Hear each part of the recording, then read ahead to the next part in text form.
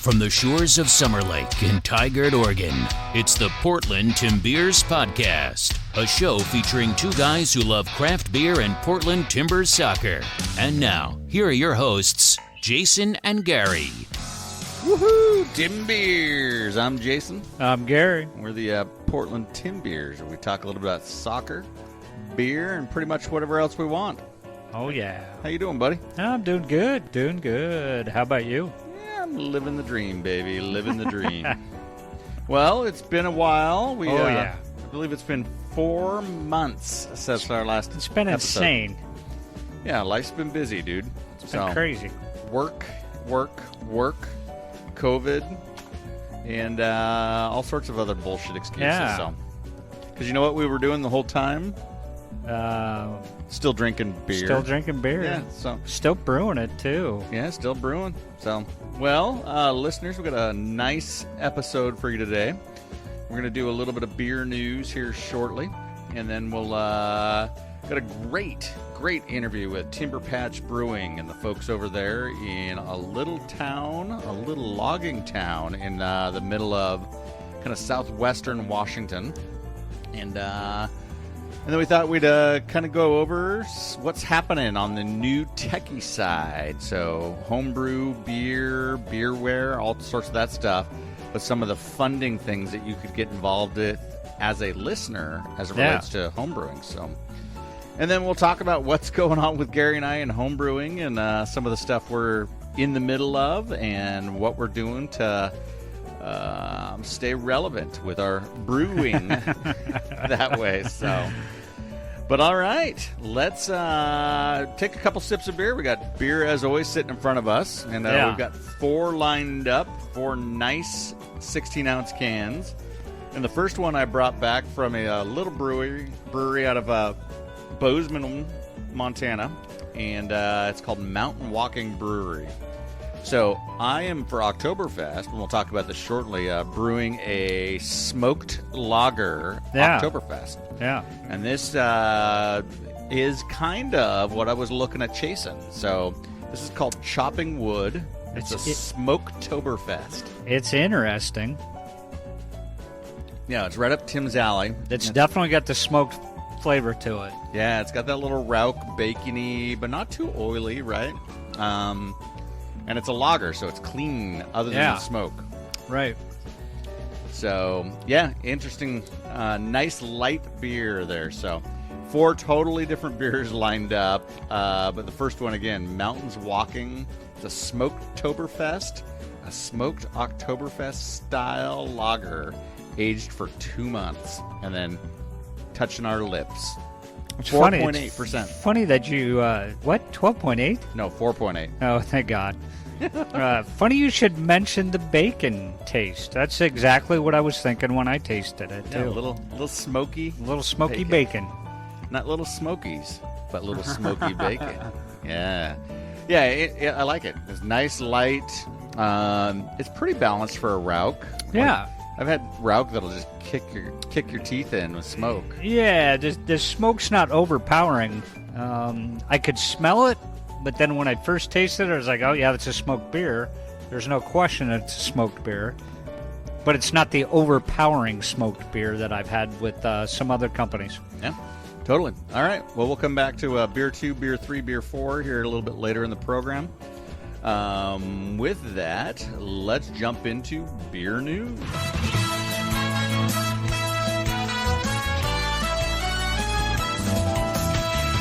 All right, beer news on the docket today. So, stuff that we probably have heard about, right? Possibly. But that may be new to some. So, with that, we'll start off. Henry Weinhardt's is gone. The Reserve. The original. Yeah. Been around since the 1800s here in the Portland area. I mean, it was a staple. A good chunk of Northwest Portland's called the Brewery Blocks, which is based upon the Henry Weinhardt's brewery that was there. Yes. So a lot of history in the Portland area as it relates to Henry Weinhardt's. Molson Coors has been brewing their beer and keeping the name alive, and in their cut recently of kind of underperforming beers, they cut 100 SKUs, and one of those that was underperforming Henry Weinhardt's. Henry Weinhardt's Reserve. Yep. Yeah. That's Sad news. Sad day. But, I mean, again, to be honest, when we were playing soccer, Summer Lake Soccer, we were buying that for like an 18-pack for like $7.99 or something. Yeah. So they were just like churning the thing out. It wasn't about quality. It was about making it cheap. And it's gone. It's gone. So Reuben's Brewing out of Seattle. I believe it's Ballard. Okay. Happy birthday. 9th birthday as of yesterday. So fantastic. August 7th was their birthday, and I guess we stumbled upon them when they did the Rainier collaboration. Yes. It was a knockoff of Rainier beer. And so love the brewery. Have yet to interview them. We've actually been in discussion a few times about doing an interview up there. But that being said, they, for their birthday, made a very special beer. And it's a triple barrel blended stout. And it was blended first from a bourbon barrel. So they did it and aged it in a bourbon barrel. Pulled it, put it into a rye barrel. All right. And then pulled it and put it back into a bourbon barrel. Oh, goodness. So we got to find a bottle of this. Reuben Brewing, if you're listening or if there's a distributor out there, we need a bottle. I can't even imagine what the ABV is. Oh, yeah. You know, it's huge. It's going to be nuts. Well, so the guys at Varietal, a bunch of the local Seattle guys were all there to celebrate Reuben Brew's birthday. Happy 9th birthday to Reuben Brewing. So fantastic. Nice work. Well, something that else is new in the news. Art Lawrence is back with his guy Teddy, and they're creating a beer festival, which we found out about at the end of May. Yeah. We've been trying to find time to meet with Art, and he was picking our brains a little bit about what would make a brew festival successful. We know that, and we've talked about it on this program, the Oregon Brewers Festival numbers have been flat for several years. Yeah.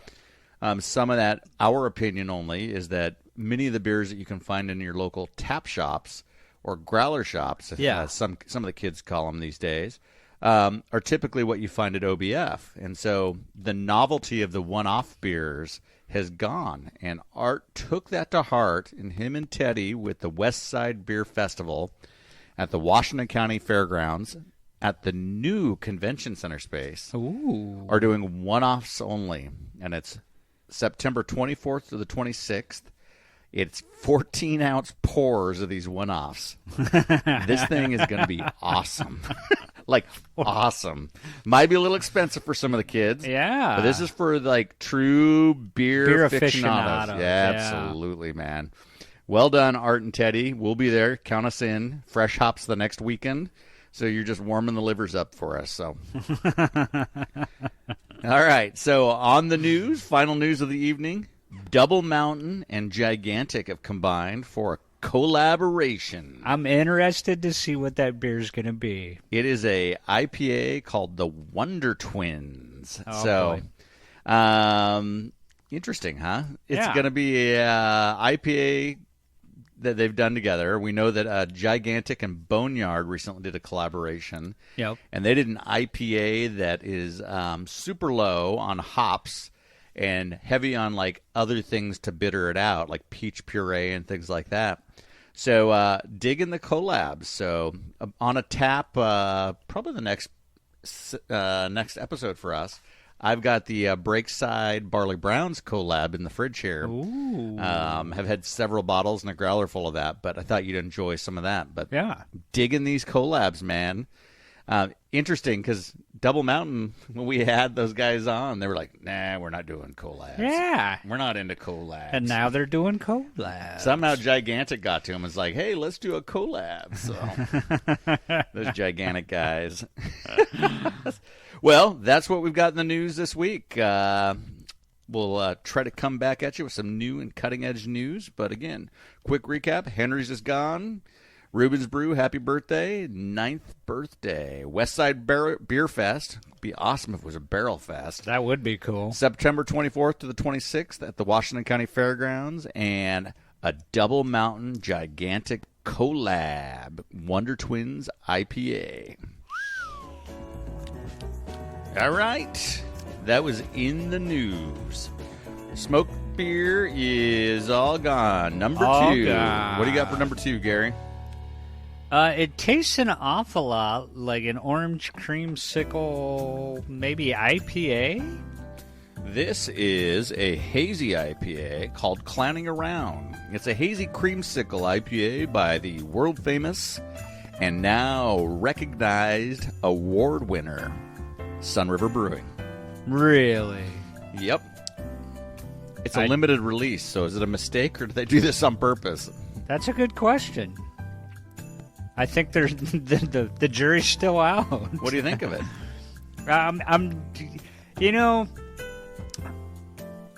love the creamsicle part of it, but you and I both know that I'm not a big IPA guy.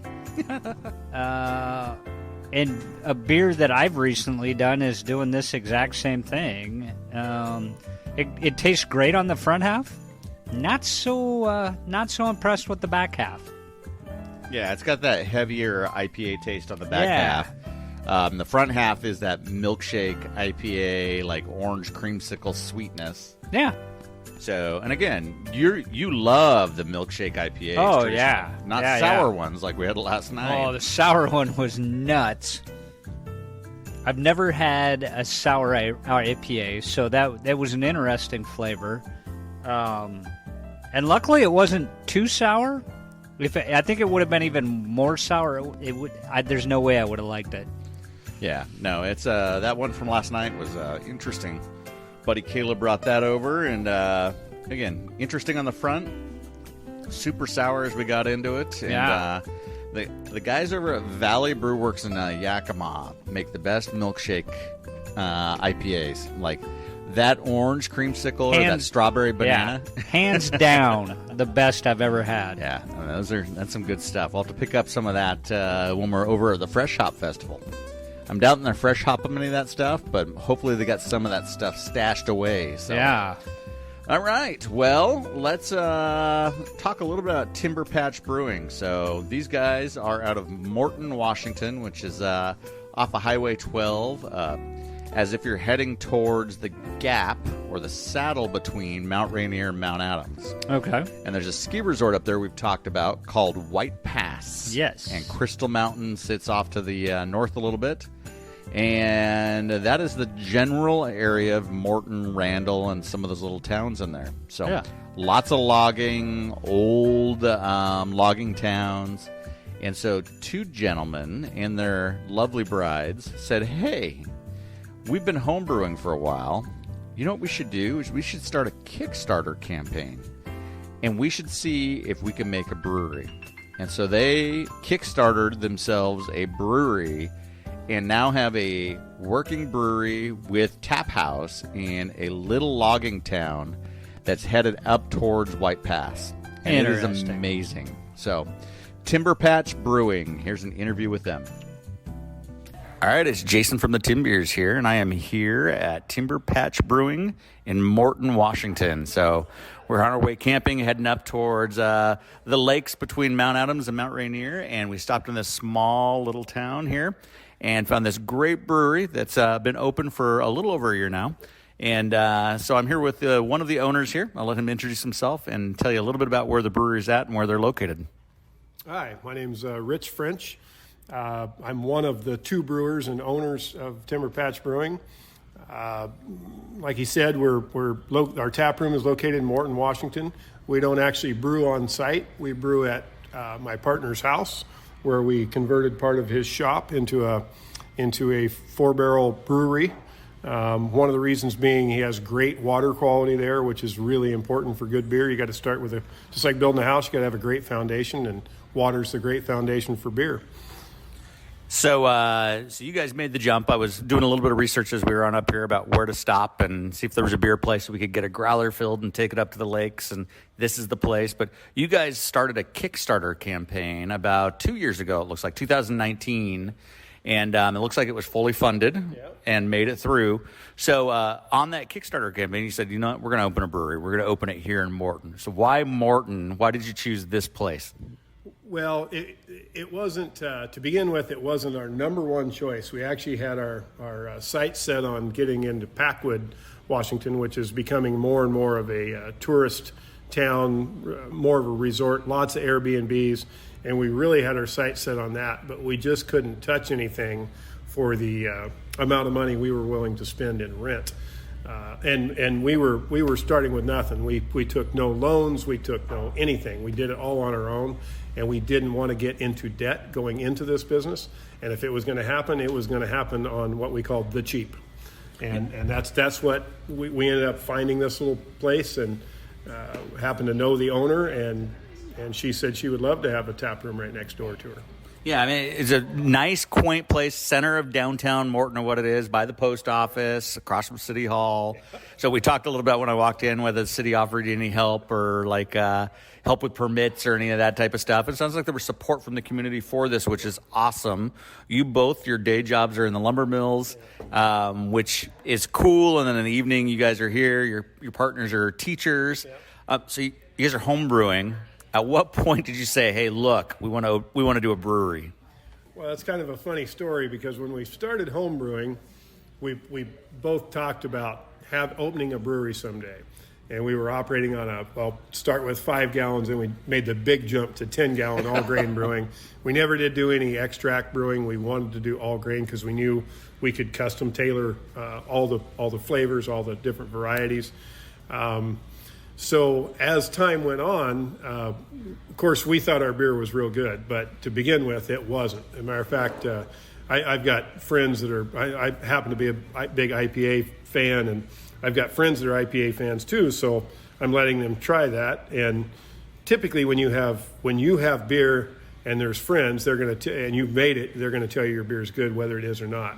So we had to make sure that we got it out to people that would give us their honest opinion and not just want to drink beer. Mm-hmm. And it was going better and better. Every time we gave it to friends or friends of friends, we got more and more encouragement that, hey, and again, we're both IPA fans, so we got more and more encouragement that our IPA was a really good taste for folks. So we have stuck with the exact same recipe that we started with in IPA through our bigger system. So, but we knew in order to open anything, we had to branch out and brew other things. We brewed a few porters and stouts while we were home brewing. We brewed 1 or 2 red ales. Neither one of us were big red fans, but we did that. We had never brewed a hazy, and we had never brewed a blonde. And when we really got more and more serious, we just talked about, every time we homebrewed, we talked more and more about we should start something. We both looked at it like, it's not all that many years until retirement for either one of us. Could this be something we could do in retirement and actually have fun at? And make no mistake about it, homebrewing was fun. We had a ball at it.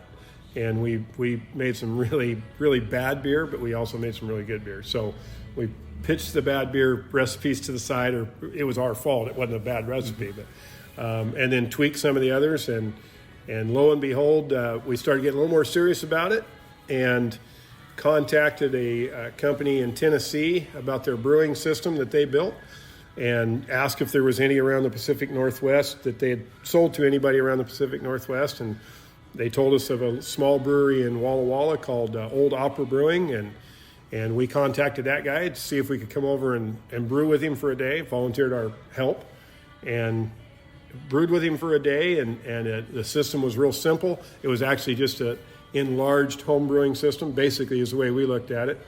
And about 2 weeks later, we received an email from him saying him and his wife had a chance to move to Australia, and he would offer us first chance at all of his brewing equipment. Wow.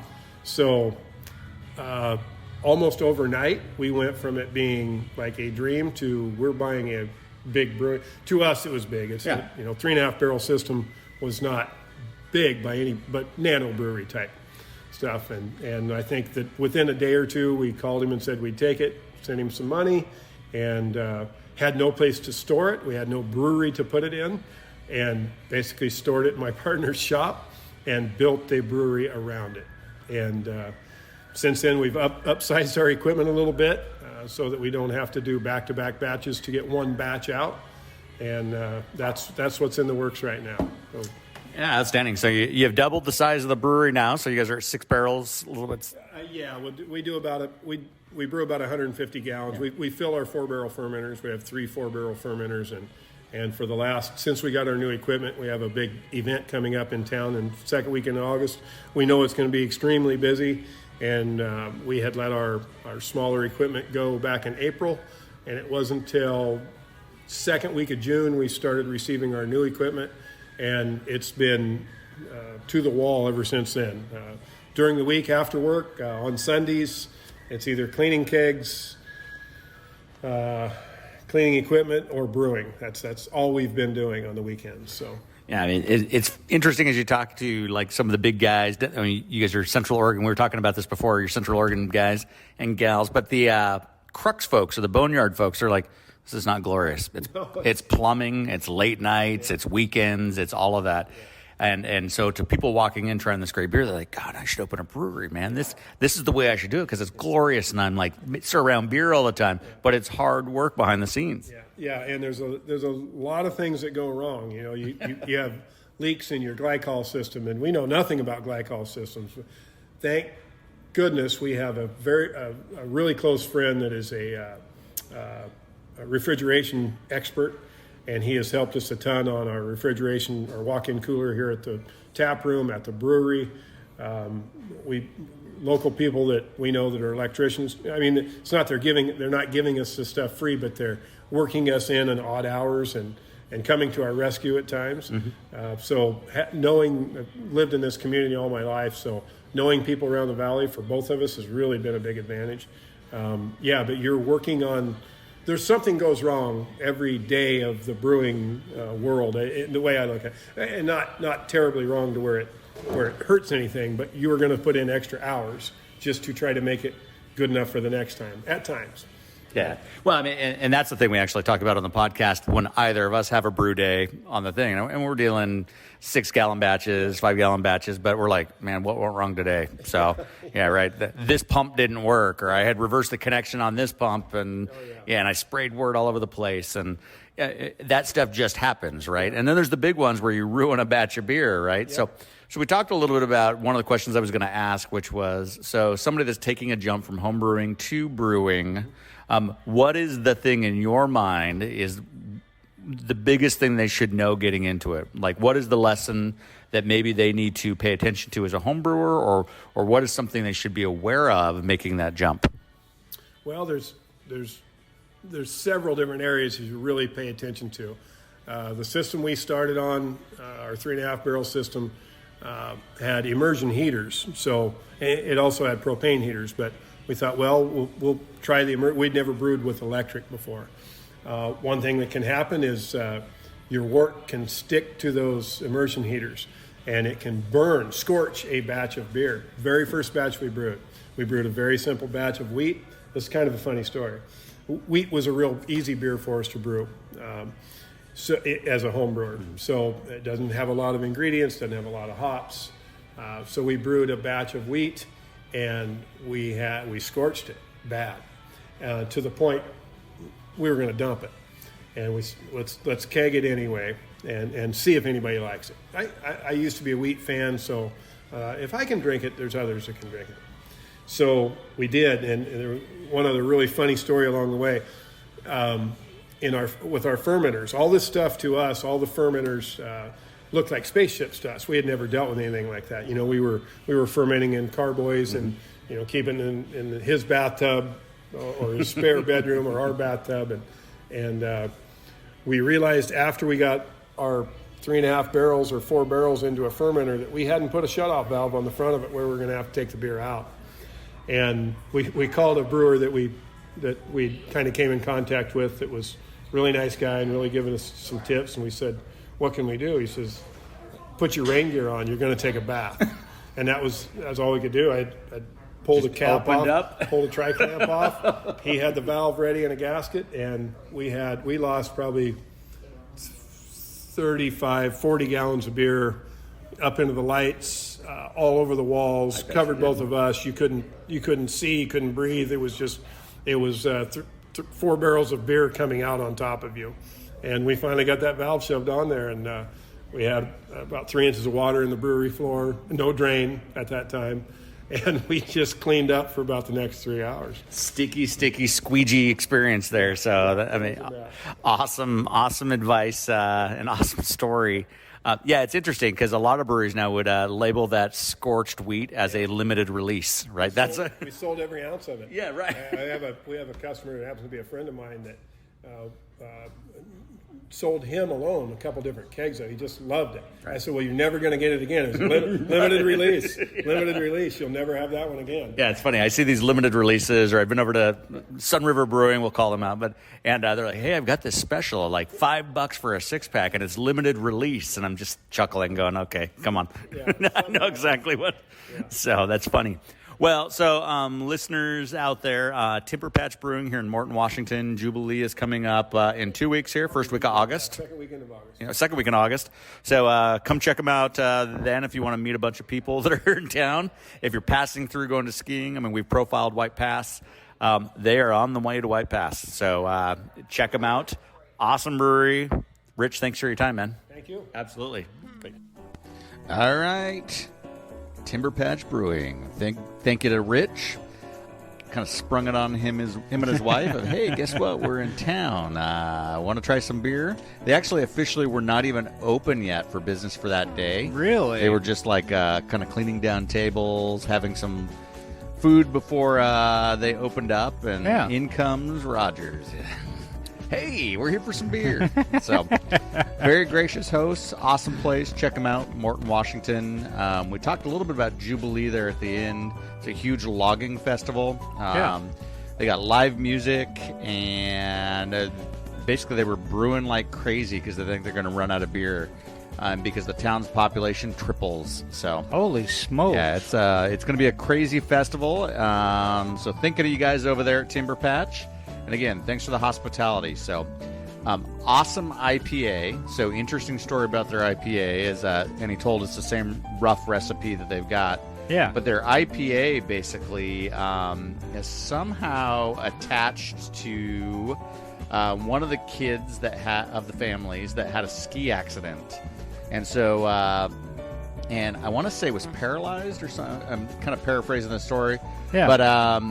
But that being said, is made a full recovery after being paralyzed and is back skiing, doing her thing. And this beer, I believe, was named after her. So, that's cool. Yeah. So, lots of tradition in the town that the brewery's linked into. Yeah. And just good, wholesome people, like people that we would hang out with. That's cool. Yeah. All right, man. Well, let's jump over. So we heard that Timber Patch Brewing was funded out of Kickstarter, right? Yeah.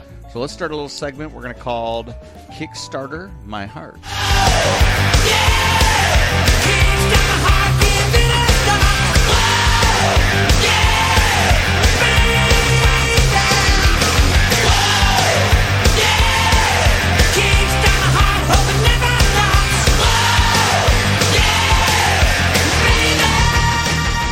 All right, Kickstarter My Heart, baby. That's freaking hilarious.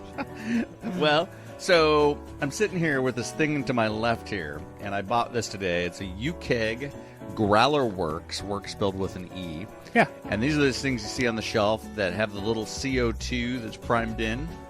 That was a Kickstarter campaign. Yeah, it started off as a Kickstarter campaign.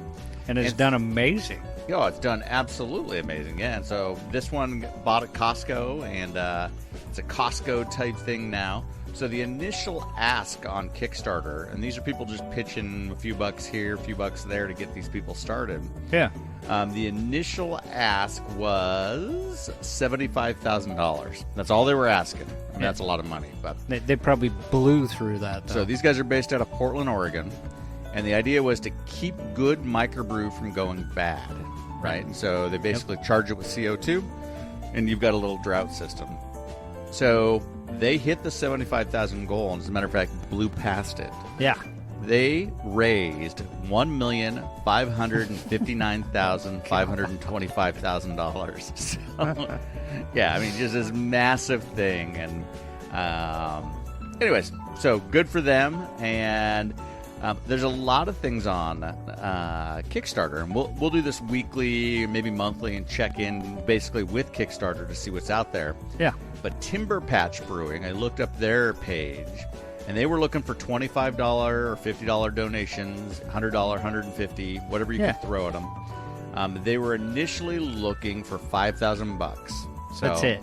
50 backers ultimately, and they took away $5,800 and some change. Yeah. So they raised enough in February last year, and that allowed them the seed money to do what they needed to do. That's so awesome. They moved from their 10-gallon kegel system up to what we heard was a 4-barrel system. And again, funded off of Kickstarter, which is pretty cool.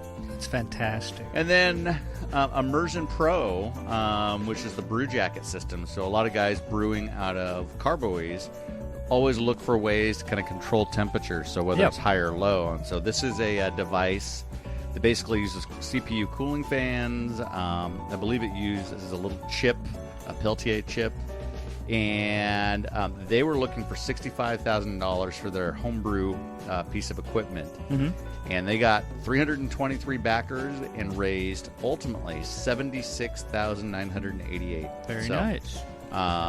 Pretty awesome thing. I almost bought one before I built with the aluminum block and a Peltier chip from Stout Tanks, my cooling thing. But this thing's awesome. If you're brewing in a carboy, pick up the brew jacket, the Immersion Pro. So, and then currently, so those are funded, right? So I thought I would Google what is out there that we could invest in right now. Is there anything cutting edge? And so you just type in beer into Kickstarter, into the search field, and there's a ton of stuff that comes up. It shows you all the past projects, but there's 2 current ones, and there's one that has 66 hours to go, and it's called Beer Above Water. And so Beer Above Water is a community-based beer brand out of South Carolina. And they are, when you look at this thing, it's a black-owned beer brand and beer distribution company in South Carolina. And the company was established on July 4th of 2017. And they want to bring craft beer identity to market from vastly underdeveloped local brewing. So, big arm reaching up in the air, holding a black beer can, and they are looking for backers. So they have a goal of $150,000. They have 8 backers, and they've only raised $156. So they got a ways to go with 66 hours to go. So long ways. Yeah, long ways to go. So this thing might be posted. This thing might be closed by the time we post our deal. But check it out. Yeah. And then the other one that's on here is out of Seattle, Washington, and this thing's going crazy, man. So this is called the Memento Vivere Beer Steins. It's a celebration of life, and they're skulls, basically, that have been crafted to hold beer, basically beer steins. And so it's by an artist by the name of Trevor Foster. He's looking for $5,000. He currently has 283 backers. And of his $5,000 goal, he's raised $38,638. So apparently, beer drinkers love to drink through them from skulls. Yeah. So I was like, "What? Like, I wouldn't do this, but whatever." So, but he's a local sculptor out of the Seattle area, and he's hit his goal. So we will check back. But that is our episode of Kickstart My Heart. All right, we're back. So, Kickstarter news there. Interesting stuff. Good stuff. Well, it's been an action-packed episode. Thanks to Rich over at Timber Patch Brewing. You got a little bit of In the News, where we talked about what's happening in the news. And one of those things we should call out is Art and Teddy's West Side Beer Fest happening on September 24th to the 26th. Right. 14-ounce pours, one-off beers. It's going to be fun. Gary and I will bring at you some of our home brews coming up soon. We're out of time for this week. But look for us soon. We got all sorts of good stuff planned coming up. No more 4 months breaks. And what are you drinking real quick? I'm drinking. It's a Mexican something. Yeah, Mexican chocolate from Ex Novo. It's Kill the Sun, the Mexican chocolate version. Yeah. And then the last beer we have here is Mountains Walking. And it's their dessert cart series, Ooh. Cookies and Cream. So this is a stout with lactose, cookies, and cocoa nibs. And it is delicious. Very delicious. Yes. All right. Well, I think that's all we've got. Yeah. Tim Beers. Tim Beers. Thanks for listening to the Portland Tim Beers Podcast. Be sure to visit the Portland Tim Beers Podcast on acast.com to join the conversation, access the show notes, and discover our fantastic bonus content. If you love the Tim Beers Podcast, we'd love for you to subscribe, rate, and give a review on iTunes. Until next time, Tim Beers.